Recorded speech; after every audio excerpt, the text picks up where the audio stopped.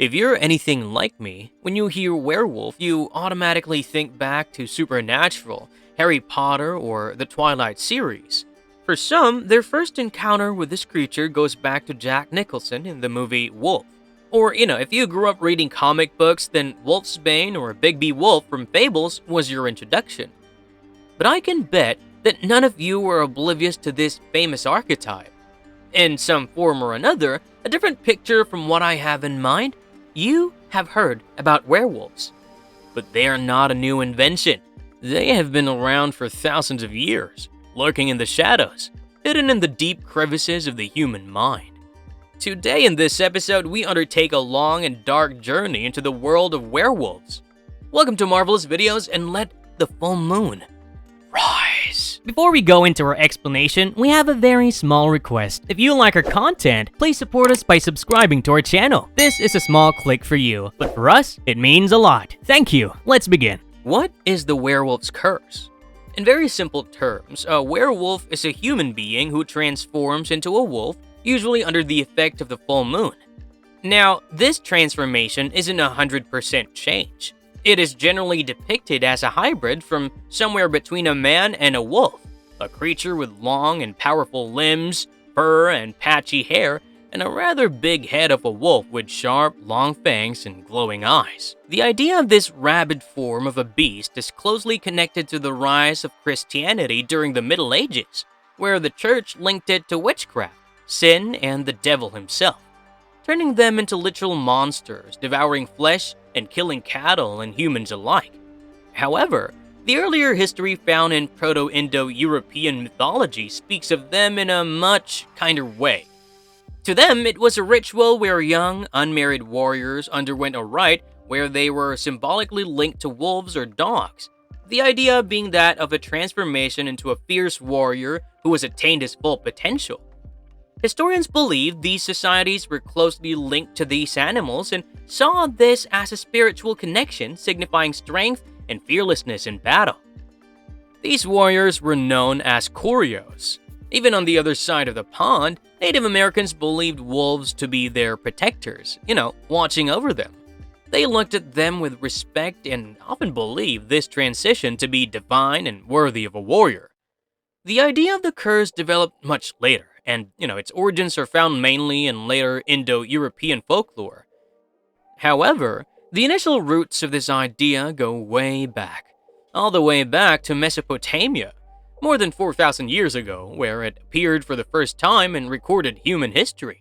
How did the werewolf's curse evolve over time? In the Epic of Gilgamesh, Ishtar, the goddess of love known for her brash behavior, proposes marriage to Gilgamesh.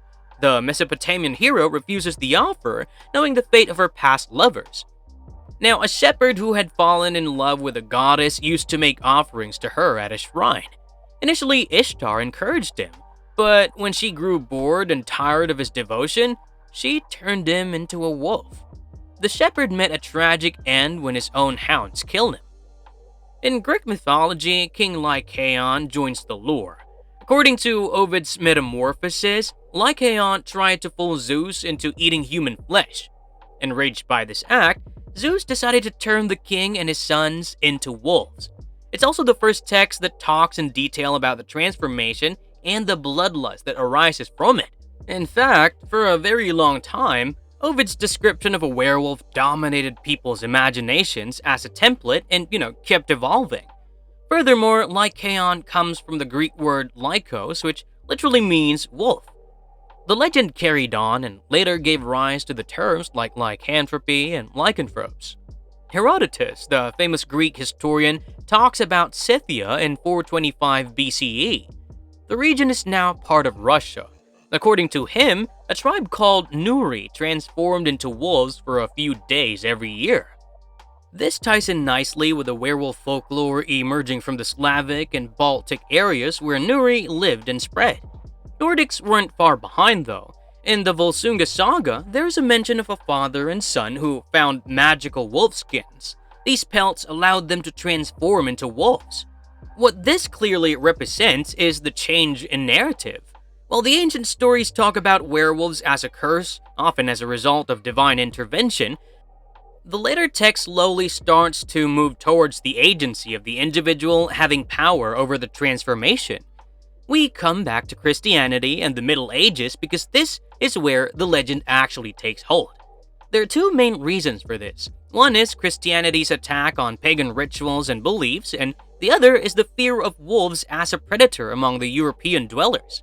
So, the idea of werewolves changes from divine punishment or cultural rituals into satanic practices.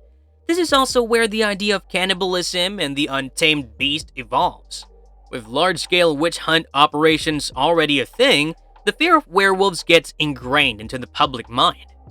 Some of the most notable cases even lead to trials, In France, Pierre Bourgault confessed to the court in 1521 that he had made a pact with the devil, which allowed him to turn into a wolf and consume children. He was burned at the stake as a result. The famous beast of Jovedoun is still an unsolved mystery. Between 1764 and 1767, a string of brutal killings happened in France. No one could figure out who did it, and the people believed that it was a supernatural wolf with a lust for blood that had gone wild. Perhaps the most famous incident comes from Germany, which has a rich history of folklore that is filled with not just werewolves but other animals too. Peter Stump, a German farmer in 1589, underwent a trial in Bedburg for cannibalism, violence, and murder. Initially, the mutilated bodies of women and children were thought to be the work of a wild wolf, but, soon suspicions arose about a werewolf hiding in the woods. A hunting party was entrusted to catch it. According to them, when they went after the wolf and caught it, it was Peter Stump. He had transformed into his human form. He was tortured endlessly and mercilessly, and he confessed, under huge duress, that he practiced black magic and had a magical belt that transformed him into a wolf. He also confessed to killing women and children and eating them. He was sentenced to death. He was put on a wheel where his flesh was torn apart with pincers. His limbs were torn apart and his head was cut off to ensure his end, and his remains were burned. His daughter and his mistress were also proclaimed as accomplices and burned alive. The fear and legend had solidified at this stage. The invention of the printing press was a fuel to the fire. Soon, manuals, stories, and literature that discussed werewolves as agents of Satan and demonic beings who fed on human flesh started to circulate, and, it got cemented into the human imagination. This was also the period when medicine and science developed as a consequence of the Enlightenment. And, lycanthropy started to be studied as a medical condition, which we will discuss later in the video.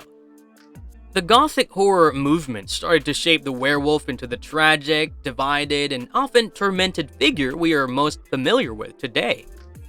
From what I could find, The Werewolf by Clemens Huysman, a story from 1839, was the first tale that changed the narrative of this beast from a purely sadistic and devilish one to a more tragic and cursed individual. The rational idea that the fear of wolves as a predator also fueled the imagination and the folklore of yesteryears also came about during this period. From here on, these creatures were picked up by Hollywood and popular fiction as the 20th century rolled around. The Wolfman, a film made in 1941 starring Lon Chaney Jr., added significant tropes to the werewolf canon. Vulnerability to silver bullets, the effect of the full moon, and the classic bite of the werewolf that could turn the victim into a werewolf themselves are attributed to this movie. Things quieted down for a while until we saw a resurgence in werewolf lore from 1980 onwards. It exploded in pop culture with films such as An American Werewolf in London in 1981, Teen Wolf in 1985, and The Howling in 1981, and, Wolf, starring Jack Nicholson in 1994. Stephen King also dabbled in this with Cycle of the Werewolf, which came out in 1983 and was about a town terrorized by a werewolf. The lore further developed into the various types of werewolves thanks to works like The Dresden Files, The Originals, and Supernatural, leading to a fairly recent Twilight and Harry Potter. There are many more examples that we can find that expound this lore, further adding a huge catalog to the werewolf canon. However, it's not possible to name all of them in one video. What most of them have in common is the evolution of the curse from a demonic manifestation and divine punishment to a more humane, tragic story. It also has its fair share of the anti-hero flavor.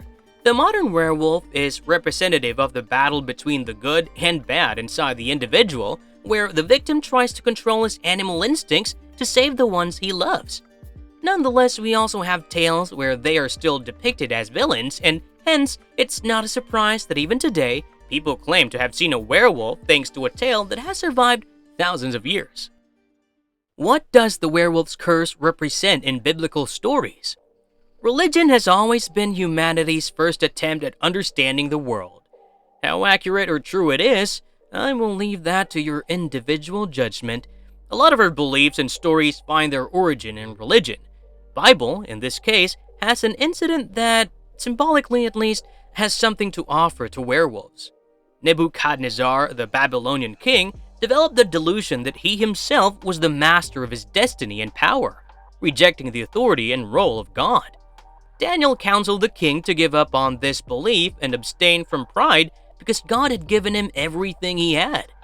The Bible tells us that Nebuchadnezzar did not pay any heed to the warning and was cursed by the heavens to dwell as a beast until he accepted the rule of God. It is said that the king was soon driven from humans and lived among the beasts and ate grass like the cattle. He grew out his nails and hair and looked like a beast until he repented and was returned to his human form. However, his transformation is called boanthropy since he behaves more like a cow and not a wolf. This fall from a human form into an animal metaphorically demonstrates the destruction of virtues and sensibility. This is also understood by psychology today as not a physical transformation, but more of a mental breakdown of an individual where his sanity takes a dive.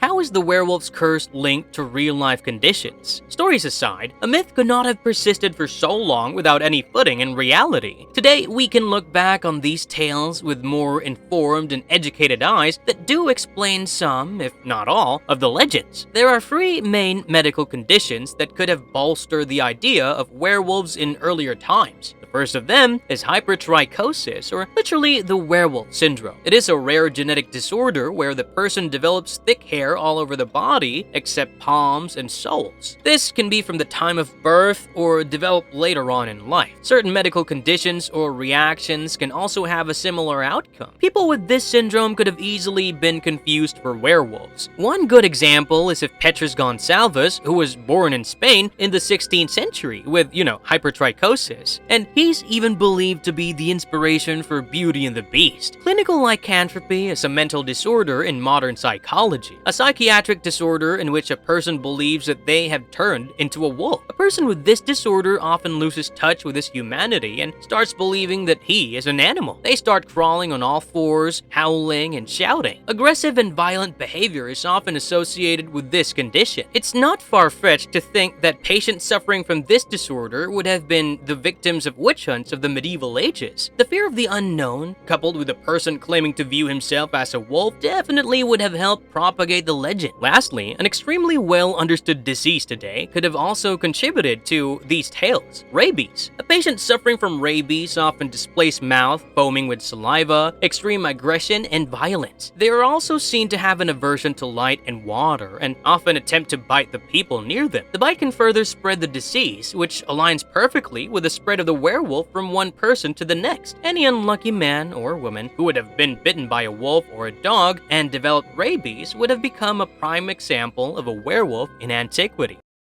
Marvelous verdict. The fact that Wolfman was released recently in 2025 is a testament to the long and enduring nature of the werewolf legend. Despite medical advancements and psychiatric understanding, pop culture has kept the lore alive and will continue to do so, in my opinion, for, years to come. They have given us some of the most memorable characters and made us wonder about the duality of our nature. Where does humanity end and the animal begins? What's your take on the overall canon? What are some of your favorite werewolves? Did this video help you in understanding the history and context of the werewolves? Let us know in the comments, and be careful out there in the woods. And that ends our video. If you liked our content, don't forget to leave a like and subscribe to our channel if you haven't already. Have a good one and be safe. Thanks everyone.